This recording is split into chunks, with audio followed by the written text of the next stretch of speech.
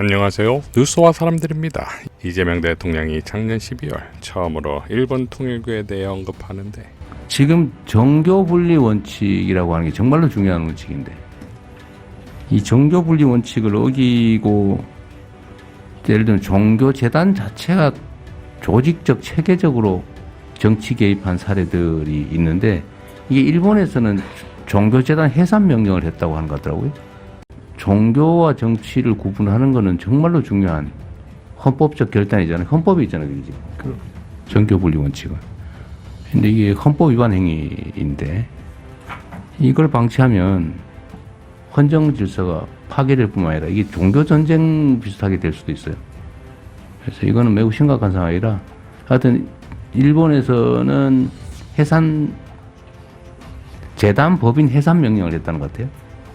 그리고 25년 12월 31일 한겨레는 2019년 일본 통일교 아베 총리 선거 지원에 대단히 기뻐해 라는 제목의 단독을 내는데 요약하면 한학자 총재에 보고된 TM 즉 트루마더 특별보고 문건에 일본 통일교와 정치권 자민당과의 다양한 보고 내용이 나왔다는 것이고 여기에 다카이치 현 총리의 이름이 32번 등장했다는 겁니다. 흥미롭게도 다카이치의 한국에 대한 강경한 태도가 유화책으로 급격히 바뀐 시점이 작년 12월 말에서 1월 초라는 거지요. 지난 13일 김준영 의원은 매불쇼에 출연해 이렇게 발언했습니다. 다카이치에 대한 새로운 의혹이 되는데 그게 통일교 문제입니다. 그러니까 뭐냐면 여기에서 아베, 자기가 여성 아베라고 얘기하잖아요. 그렇습니다. 아베가 여기서 죽은 이유도 통일교와의 예, 관계 맞습니다. 때문이고 나라가 일본 전체에서 통일교 세력이 가장 강합니다. 아, 나라현이? 나라연이 그래서 이런 걸 계획했던 거고 지금 일본 내부에서 그 다카이치와 통일교 문제가 지금 계속 불거져 불거지고 있어요? 나오고 있습니다. 예. 그럼 실체가 있는지 여부는 아직 모르고. 근데 그 여러 가지 통일교 명단이 계속 다카이치가 그 명단들이 나오고 있고. 그래요? 그거를 작년에 우리 그 한겨레가 심층 분석을 한 자료가 있어요. 그걸 일본이 가져가가지고 그걸 이어 18일 한겨레는 또다시 다카이치 측근 통일교 한학자 보고에 등장 에르메스 선물이라는 단독을 냅니다. 자, 그러니까 지금 한국에서의 통일교 수사가 곧 일본에서의 통일교 수사의 가이드가 되고 있는 셈인데 그러니 이재명 대통령이 일본을 갔을 때 다카이치가 보인 과도한 모습이 이런 측면에서 보면 이해가 되는 것이고 또 이것을 모를 리 없었을 이재명 대통령이 아니었겠습니까? 여기에 16일 아수다로까지 청와대를 방문해 이재명 대통령을 만나는데 타이밍이 딱 2차 종합특검 본회의 통과 시점이지요. 아수다로는 통일교 신자이자 한일 해저터널 추진의 대표적인 인물입니다. 자, 그러니까 일본의 현직, 전직 총리 모두가 한국의 통일교 수사를 바라보는 상황이 된 것이고 한국의 대통령은 윤석열이 아닌 이재명이니 잠을 이룰 수 있겠습니까? 이러한 주장들이 사실이라면 이재명 대통령은 일본 자민당의 캐비닛을 쥐게 되는 셈입니다. 계속 지켜보겠습니다. 박은정 의원은 바람직한 검찰개혁에 대해 다음과 같이 밝혔습니다. 중수청은 수사기관입니다. 수사를 하고 싶은 검사는 수사관으로 가면 됩니다. 법률가의 통제는 공수청의 검사가 영장 청구권 기소권으로 하면 됩니다. 검사가 공소 업무만 하게 되므로 할 일이 없으니 중수청으로 취업을 시켜줘야 한다는 것인가요? 이미 언급했듯이 직접 수사 업무에 종사하는 검사는 많지 않습니다.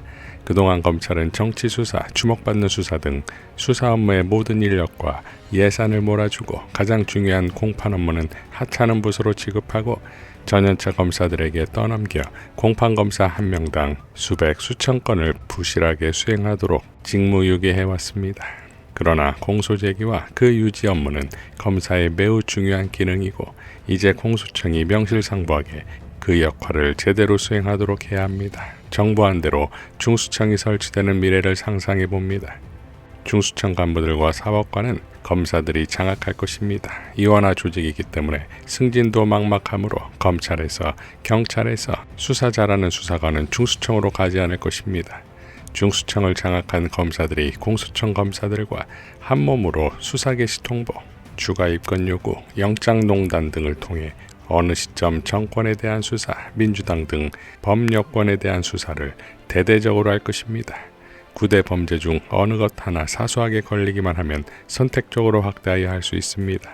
그 이유는 지금 검찰의 목표는 검찰청의 복원, 직접 수사권의 복원이고 그 목표 달성을 위해서는 검찰과 한편인 국민의힘이 다음 총선에서 다수당이 되어 법률을 바꾸기만 하면 가능하기 때문입니다.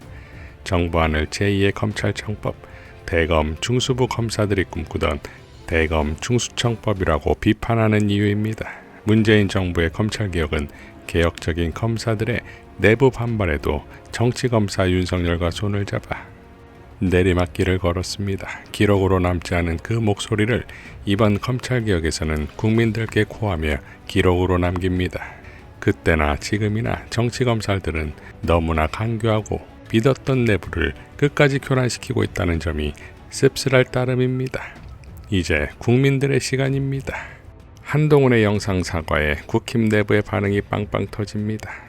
박민영은 역시 최악의 수만 두는 역대급 여의도 금쪽이 한동훈. 아무튼 조작이라면서 재심 신청은 절대 못하지요.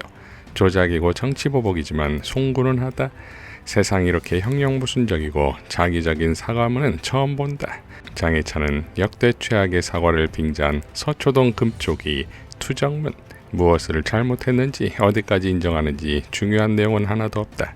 또 조작이나 보복 운운하며 당 공식 기구를 모욕한다.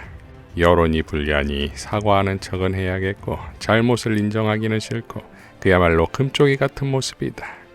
자, 더 빵 터지는 건 한동훈 사과로 갈등이 끝났다는 반응인데 오세훈은 한동훈이 용기 내서 다행이고 당 화합 계기가 될 것이라 했고 박정우는 진심을 담은 사과에는 큰 용기가 필요하다. 용기를 내준 한동훈에게 감사하고 이 결단이 당을 정상화하는 데 밑거름이 되길 바란다고 했습니다.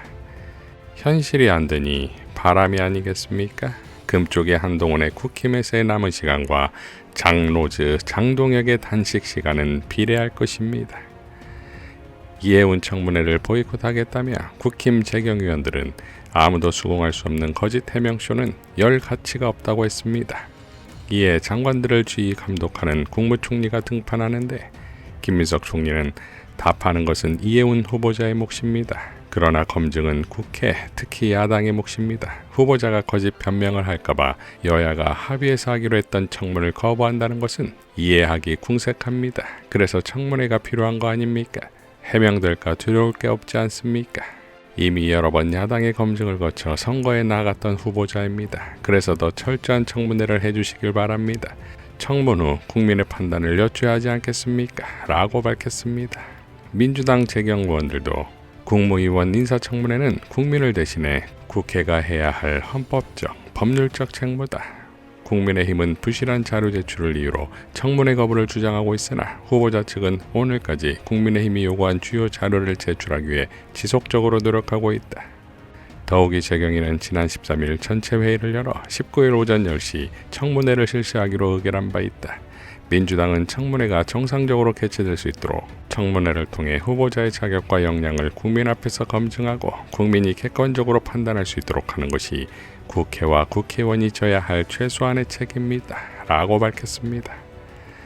국힘에서 5번 공천받고 3번이나 당선된 이해운을 청문회에서 낙마시키려면 국힘은 국힘을 걸어야 할 것입니다. 이상 뉴스와 사람들이었습니다. 시청해 주셔서 감사드립니다.